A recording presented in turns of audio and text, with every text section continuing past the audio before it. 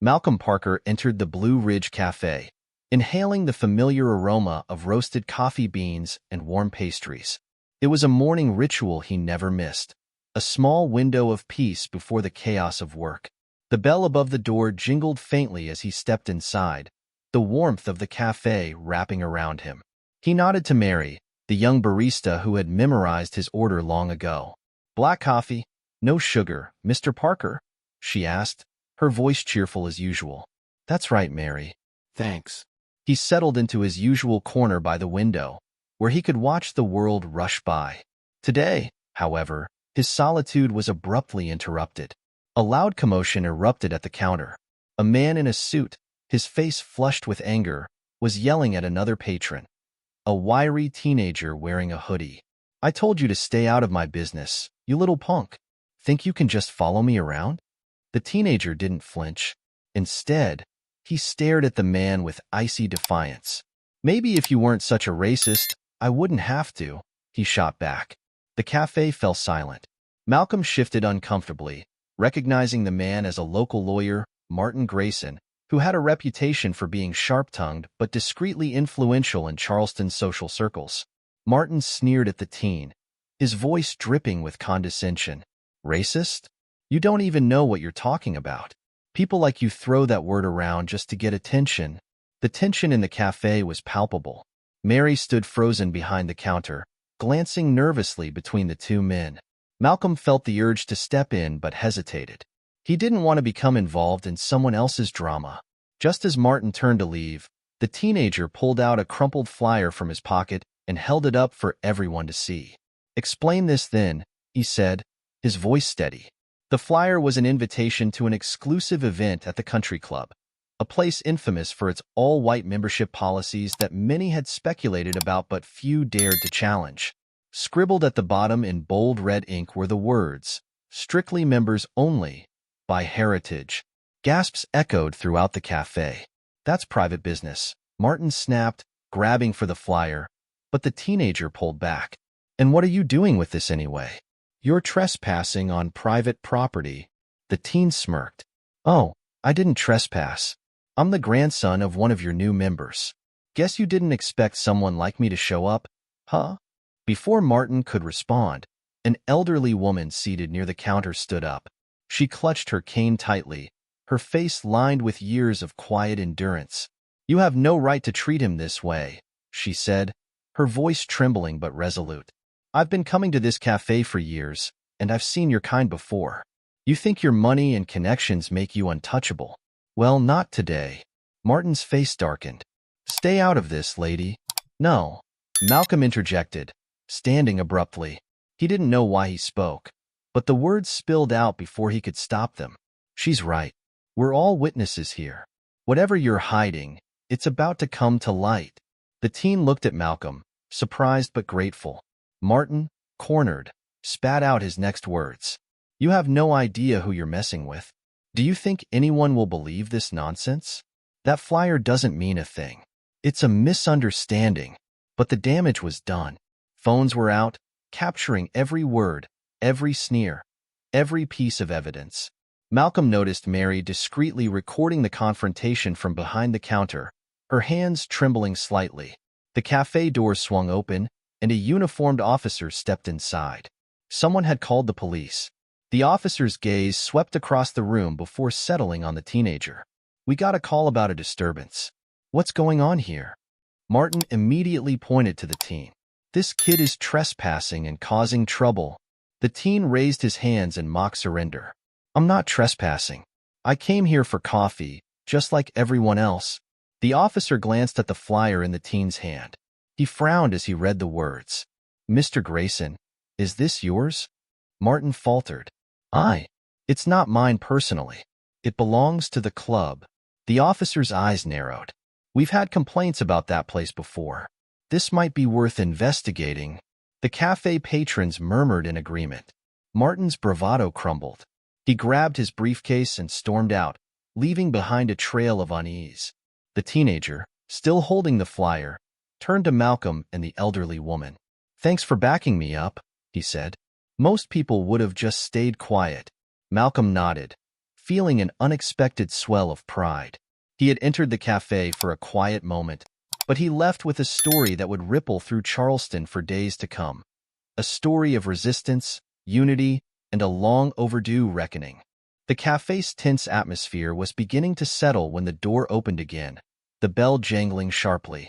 Karen Daniels entered with an air of irritation, her pointed heels clicking loudly on the floor. Dressed in a tailored cream coat with her sunglasses perched atop her platinum blonde hair, she carried herself as if she were inspecting the premises for flaws. Her sharp eyes scanned the room before landing on Malcolm Parker, who had just returned to his seat after the earlier confrontation. Karen's lips curled into a sneer. "Excuse me," she began loudly, her voice cutting through the murmurs of the cafe. "Were you just cutting in line? I've been waiting out there for a good 10 minutes, while some people think they're above the rules." Malcolm looked up, startled. He was still processing the aftermath of the earlier scene. "I didn't cut any line," he said evenly, his tone calm but firm. "I've been sitting here for a while." Karen scoffed and gestured toward the counter. "Well, I don't know what kind of system they're running here, but it's clear they're not enforcing anything." "Typical." She turned to Mary, who was still visibly shaken from the earlier encounter with Martin. "Do you let just anyone waltz in and get preferential treatment? Or is this some kind of special arrangement?" Mary's cheeks flushed, but she kept her composure. "He didn't cut in line, ma'am. He's a regular and ordered before you arrived." Karen's laugh was cold and mocking. "Oh, of course. A regular. That explains everything." Her gaze returned to Malcolm, her voice dripping with sarcasm. "Must be nice to have your little VIP privileges in a place like this," Malcolm sighed, trying to keep his frustration in check. "I'm just here for my coffee, like everyone else. There's no need to make this into something it's not." Karen leaned in closer, lowering her voice but not her venom. "Don't patronize me. I know how this works. People like you think they can just breeze through life, skipping the line, taking shortcuts, while the rest of us have to play by the rules." The implication in her words wasn't lost on anyone. Malcolm's jaw tightened, but he didn't respond immediately. The other patrons were watching, some whispering, others pretending not to notice, but clearly listening. The elderly woman from earlier, who had bravely spoken against Martin, stepped forward again. "Ma'am," she said, her voice quavering slightly but steady with determination, "there's no call for this. He hasn't done anything to you." Karen turned to her, her eyes narrowing. "Oh, please, spare me the lecture. This has nothing to do with you. It has everything to do with all of us," the woman replied firmly. "This isn't about a line. This is about you looking for someone to blame for your bad morning." Karen's face flushed with indignation. "Bad morning? Don't you dare assume you know anything about me. I just expect fairness, that's all." "Fairness?" The teenager who had stood up to Martin earlier spoke up from his seat by the window. He leaned back, arms crossed, his voice calm but cutting. "You mean the kind of fairness where you make rules for everyone else but none for yourself?" Karen turned her wrath on him. "What do you know about fairness, huh? You probably don't even."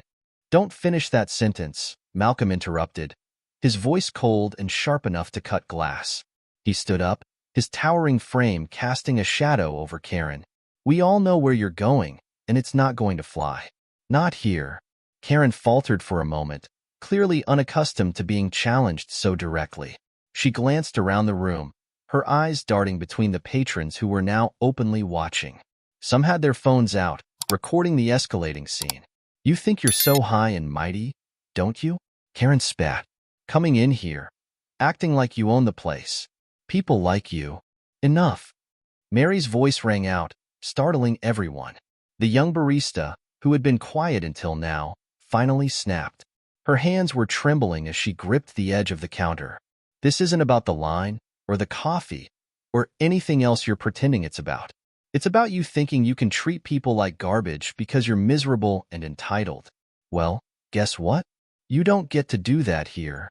A smattering of applause broke out from a couple of patrons, emboldening Mary further. Karen looked stunned, her mouth opening and closing like a fish out of water. The officer who had arrived earlier and stayed to monitor the situation now stepped forward. "Ma'am," he said firmly, his tone leaving no room for argument. It's time for you to leave. You're disturbing the peace. Karen's indignation returned in full force. Leave? Are you serious? I'm the victim here. I'm being ganged up on by a bunch of... Now, the officer interrupted, his hand resting lightly on his belt. Or I'll have to escort you out. Karen's face twisted with fury, but she seemed to realize she had no allies in the room. With one last glare at Malcolm, she turned on her heel and stormed out, the bell above the door ringing in her wake. The cafe erupted into murmurs as the tension slowly dissipated. Malcolm sat back down, exhaling deeply. The elderly woman placed a reassuring hand on his shoulder. You handled that well, she said softly. Thanks, Malcolm replied, though he didn't feel victorious.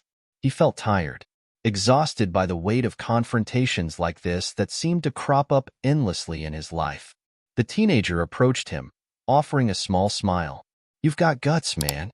Respect. Malcolm nodded, appreciating the solidarity. As he sipped his now cold coffee, he couldn't shake the feeling that this wasn't the end of it. People like Karen didn't just walk away. They regrouped, plotted, and struck back harder. But for now, at least, the cafe had returned to its usual hum of life, and Malcolm allowed himself a small moment of peace. The silence in the cafe was deafening as Karen Daniels planted herself firmly in the center of the room, her arms crossed like a judge presiding over a court. Malcolm took a deep breath, keeping his voice calm and steady. I've been here since before you walked in, he said. I didn't cut in line. I've been a customer here for years. You're misunderstanding the situation. Karen's lips curled into a smug sneer, the kind of expression that made her disdain clear. Oh, misunderstanding, is it? Her voice dripped with sarcasm. How convenient for you. People like you always have an excuse, don't you? Malcolm froze. The phrase hung in the air, venomous and unmistakable. The room, which had been murmuring quietly before, fell completely silent. Even the sound of the espresso machine came to an abrupt halt as Mary fumbled and dropped a cup. Excuse me? Malcolm asked, his voice low but firm. Karen took a step closer, her eyes narrowing. Oh, don't act like you don't know what I mean, she said with a patronizing tilt of her head. Always playing the victim, always trying to make everything about race. You people. Stop, Malcolm interrupted, his voice now louder, sharp as a whip. But Karen didn't stop. No, I won't stop, she snapped. It's about time someone said it. You come in here acting like you own the place, skipping the line, thinking you're entitled to special treatment because that's enough. Mary's voice trembled as she stepped out from behind the counter, tears welling in her eyes. You need to leave. Right now. Karen turned her glare on Mary, dismissing her with a wave of her manicured hand. Oh, please. Don't get dramatic. I'm just pointing out the truth. If you're too sensitive to handle it, that's your problem. The elderly woman, who had defended Malcolm earlier, rose shakily from her seat. She leaned heavily on her cane, but kept her gaze locked on Karen. You're embarrassing yourself, she said, her voice clear despite its frailty. You're not just wrong, you're cruel. And no one here is going to stand for it. Cruel? Karen scoffed, a bitter laugh escaping her lips. I'm not cruel. I'm honest. And maybe if people like him would stop. People like him? The teenager, who had been silent until now, stood up abruptly, his chair scraping against the floor. His voice was laced with anger as he glared at Karen. You don't even know him. You don't know anything about him. But here you are, running your mouth, thinking you can say whatever you want because no one's going to call you out. Well, I am. Karen whirled on him, her eyes blazing. Oh, look, another one jumping to his defense. What, are you his apprentice? Or just trying to prove something? The teenager took a step forward, his fists clenched at his sides. I'm not trying to prove anything, but you're proving plenty, like how ignorant and hateful you are. The officer, who had been lingering near the door after escorting Martin out earlier, approached the group with measured steps. Ma'am, he said, his tone heavy with warning. This is your second disruption here today. If you don't leave now, I'll have no choice but to escort you out. Karen turned to him, her expression a mix of fury and incredulity. Escort me? For what? Speaking the truth? You can't do that. I have rights. And so does everyone else in this room, the officer replied calmly, including the right not to be harassed. This is a private business, and they've asked you to leave. Either you comply, or we take this outside.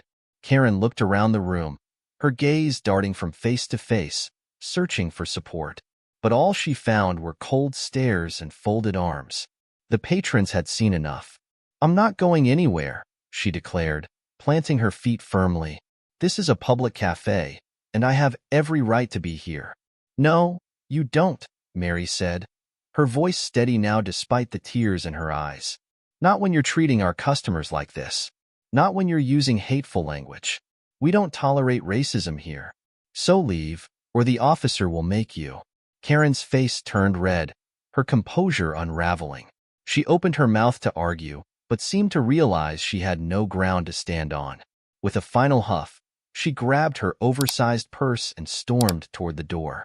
But before leaving, she turned back to Malcolm, pointing a shaking finger at him.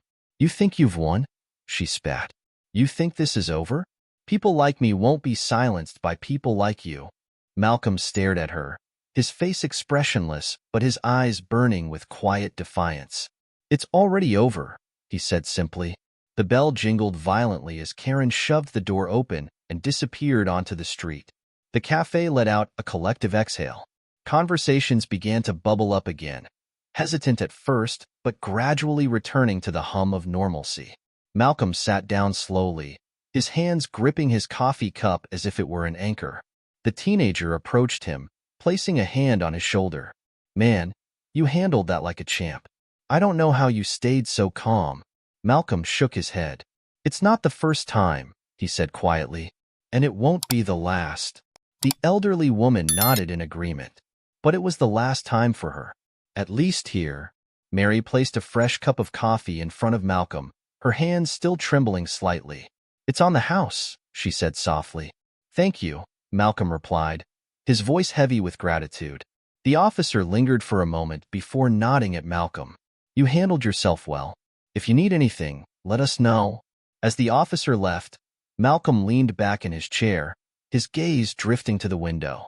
Outside, the sun was shining, casting a warm glow on the street. But inside, the weight of what had happened lingered, a reminder of the battles that still needed to be fought. Karen Daniels's words hung in the air like a foul stench. You people think you can do whatever you want, she had said, her voice sharp and dripping with disdain. The cafe seemed to freeze in time, the shock rippling through the room like a tidal wave. For a moment, no one spoke, as if the patrons couldn't believe what they had just heard.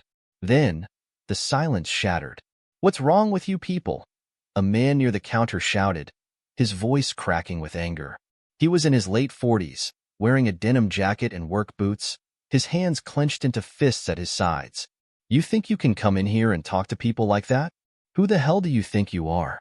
Karen turned to him, her face a mask of indignation. Excuse me? Who are you to talk to me like that? I'm someone who's sick of people like you. The man shot back, his voice rising. You think the world revolves around you and your hate. Well, it doesn't. You're a disgrace. A murmur of agreement rippled through the cafe. A young woman at a nearby table, her laptop open and her headphones pulled down around her neck, chimed in. He's right, she said, her voice trembling but firm. You don't get to treat people this way. Not here. Not anywhere. Karen's eyes darted around the room, searching for an ally, but all she found were scowls and disapproving stares. Even Mary, the usually soft-spoken barista, had crossed her arms and was glaring at her. This is harassment, Karen declared, her voice climbing higher. All of you ganging up on me like this. It's uncalled for. No, what's uncalled for is your behavior, said the elderly woman with the cane, her voice cutting through the chaos like a blade. She pointed her cane at Karen, her hand trembling with both age and fury. You came in here looking for a fight, and now you're playing the victim? Shame on you. Karen's face turned red, but before she could respond, another voice rose above the din. You know what the real problem is? The teenager who had confronted Martin earlier said, stepping forward. It's people like her who think they can say whatever they want, do whatever they want, and then cry when they get called out for it. He looked directly at Karen, his expression a mix of disgust and defiance. You don't even realize how pathetic you look right now. Karen's mouth opened and closed like a fish gasping for air. Her confidence was slipping, and the room could see it. Malcolm, still seated, watched the scene unfold with a mixture of gratitude and unease. He appreciated the support, but he didn't want the situation to spiral out of control. Everyone, he said, raising his hands in a calming gesture, let's not make this worse than it already is. No, Malcolm, the man in the denim jacket said, turning to him. She doesn't get to walk in here and spew that garbage without consequences. He's right, the young woman said. We can't just let this slide. Karen's voice cut through their words, shrill and desperate. This is ridiculous. I'm the one being attacked here. You're all just what? The elderly woman demanded, her eyes narrowing. Say it. Finish your sentence. We all know what you mean. Karen faltered, her bravado crumbling. She took a step back, her gaze flitting to the door as if calculating her escape. The police officer, who had remained near the entrance, finally stepped forward, his expression stern. That's enough, he said, his voice authoritative. Ma'am, you've been asked to leave multiple times. If you don't go now, I'll have no choice but to remove you. Karen turned on him, her eyes wide with disbelief. Remove me? For what? For defending myself? The officer didn't flinch. For causing a public disturbance and using hateful language. Now leave. Karen's indignation gave way to panic. This isn't over, she hissed, pointing a shaking finger at Malcolm. You'll regret this. All of you will. Yeah, the teenager muttered under his breath. We're all terrified. The officer stepped closer, his hand resting lightly on his belt. Now, Karen huffed, snatched her oversized purse from a nearby chair, and stomped toward the door. As she pushed it open, the bell jingled sharply, and she turned one last time to glare at the room. This place is a joke, she spat before disappearing onto the street. The cafe erupted into applause, the tension finally breaking. Mary exhaled deeply, her hands still trembling as she reached for a fresh mug to replace the one she dropped. Thank God, the man in the denim jacket said, shaking his head. People like her make me sick. The young woman at the table nodded. She didn't stand a chance. Not today. The elderly woman made her way to Malcolm's table, leaning on her cane. You handled that with dignity, she said softly. More than she deserved. Thank you, Malcolm replied, his voice low. But I didn't do it alone. He glanced around the room, at the faces of the strangers who had stood up for him. For the first time in a long while, he felt the weight of solidarity, of community. The teenager approached, his hands stuffed in his hoodie pockets. You okay, man? Malcolm nodded. Yeah, thanks to you and everyone else. The officer lingered near the door, his presence a silent reminder that the world wasn't always so kind. But for now, the cafe was a safe space, a bubble of resistance against the hatred that had tried to invade it. As Malcolm sipped his now-cold coffee, he allowed himself a moment of reflection. Karen's words had been hateful, humiliating, and infuriating, but they had also sparked something unexpected, a collective refusal to let hate win. The sun streamed through the window, casting warm light on the room. It wasn't over, Malcolm knew that. People like Karen didn't just vanish. But for today, at least, the battle had been won. The cafe remained in an uneasy hush as Malcolm Parker stood, his posture commanding but not confrontational. His coffee sat forgotten on the table, the steam curling lazily into the tense air. He looked around, taking in the faces of everyone present, the barista Mary, whose wide eyes brimmed with unshed tears, the elderly woman leaning heavily on her cane, her lips pursed in righteous anger, the teenager, his fists still clenched in indignation, and the rest of the patrons, who watched in stunned silence. Finally, Malcolm turned his gaze to Karen Daniels, who lingered by the door, her defiant glare faltering under his steady, unflinching stare. That word you said, Malcolm began, his voice calm but resonant, carrying through the room, is more than just an insult. It is a symbol of the pain and struggle that my people have endured for centuries. Karen stiffened, as if trying to hold on to her defiance, but her discomfort was evident. For you, it might just be a word, Malcolm continued, his tone unwavering. But for me, and for so many others, it's a knife. A reminder of every door slammed in our faces, every opportunity stolen, every life cut short because someone decided we were less than human. The cafe was silent, save for the faint hum of the espresso machine.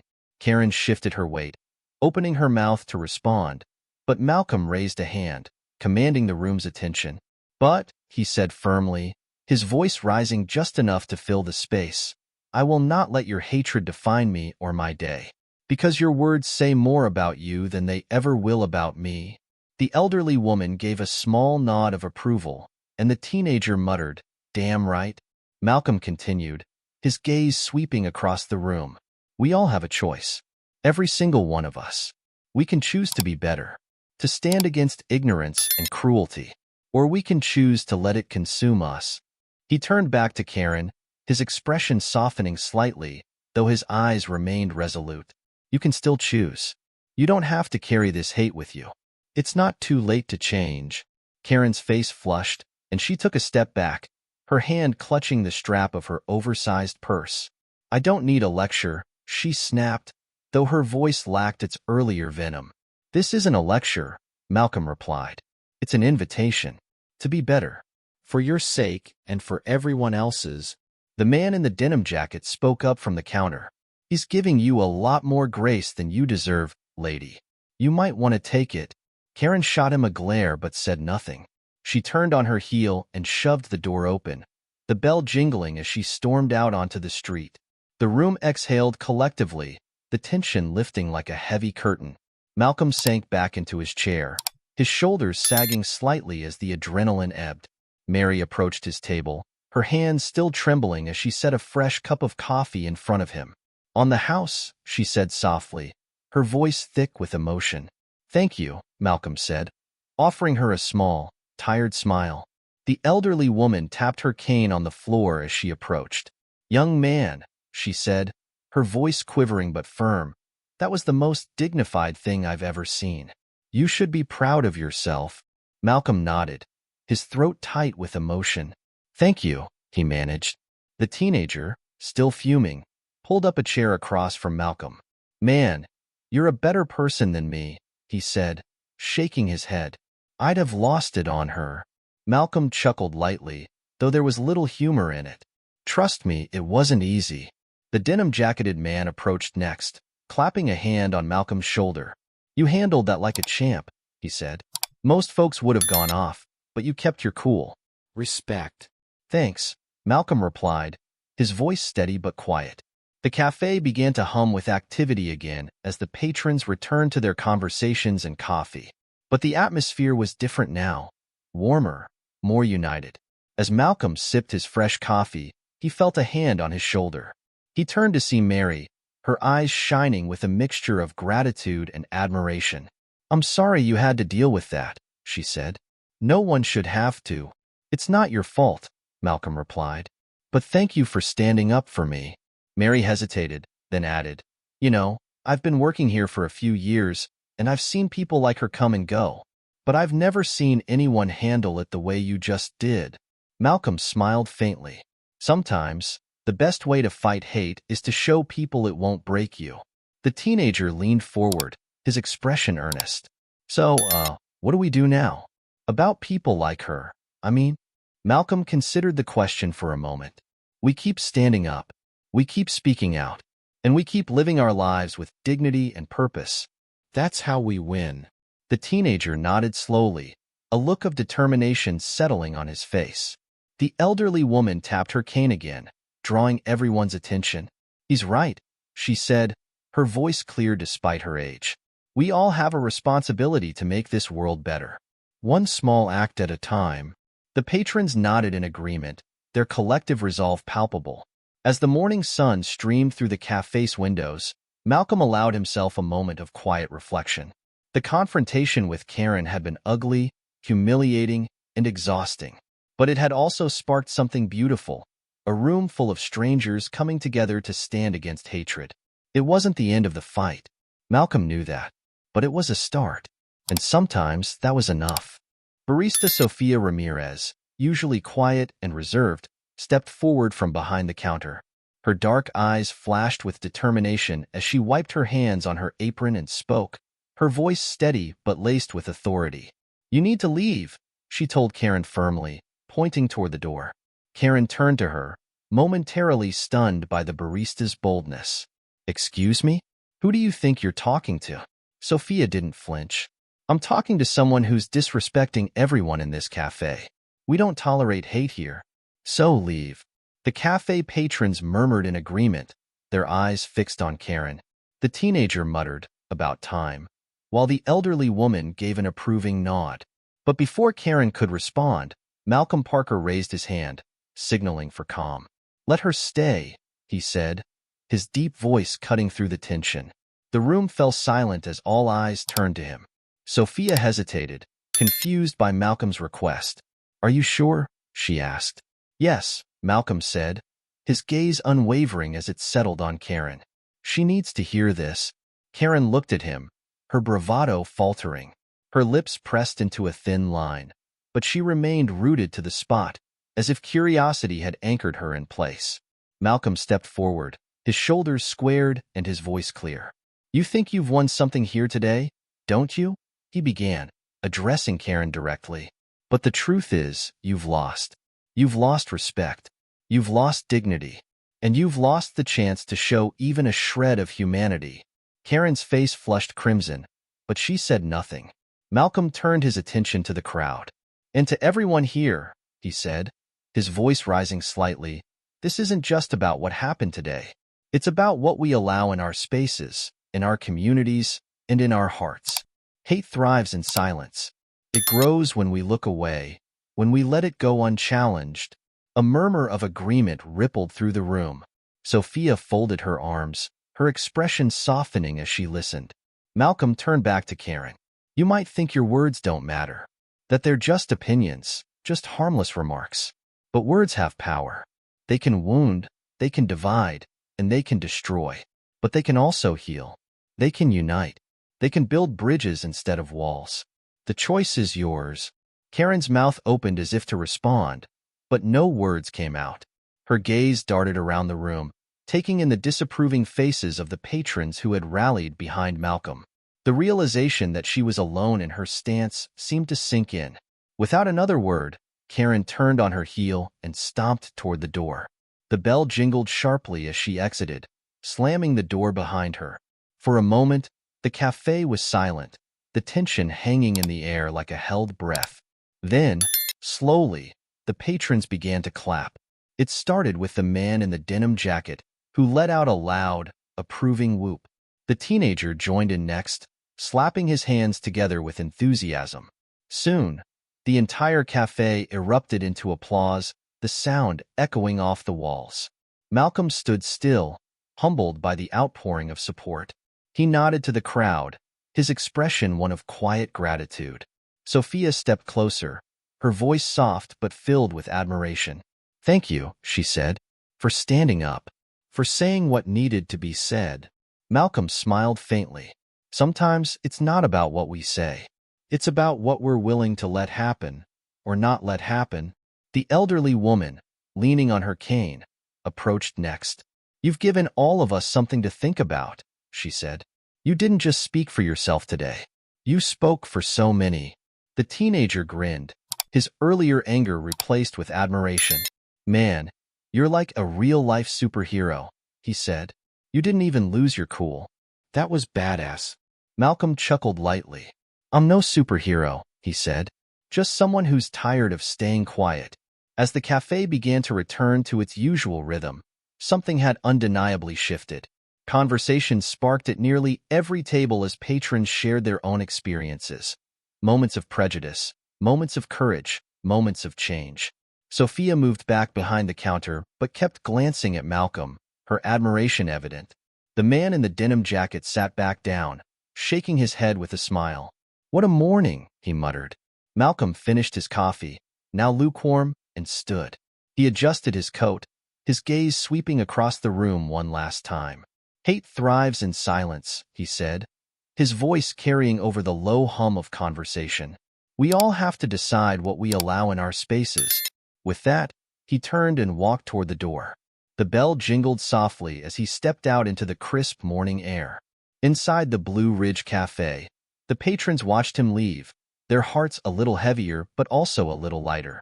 The events of the morning had left an indelible mark on everyone present, sparking conversations that would ripple far beyond the cafe walls.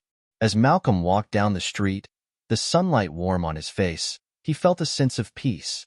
The confrontation had been exhausting, humiliating even, but he had refused to let hate have the last word. And in doing so, he had left something far more powerful in its place, a lesson, a call to action, and a reminder of the strength that comes from standing up for what's right.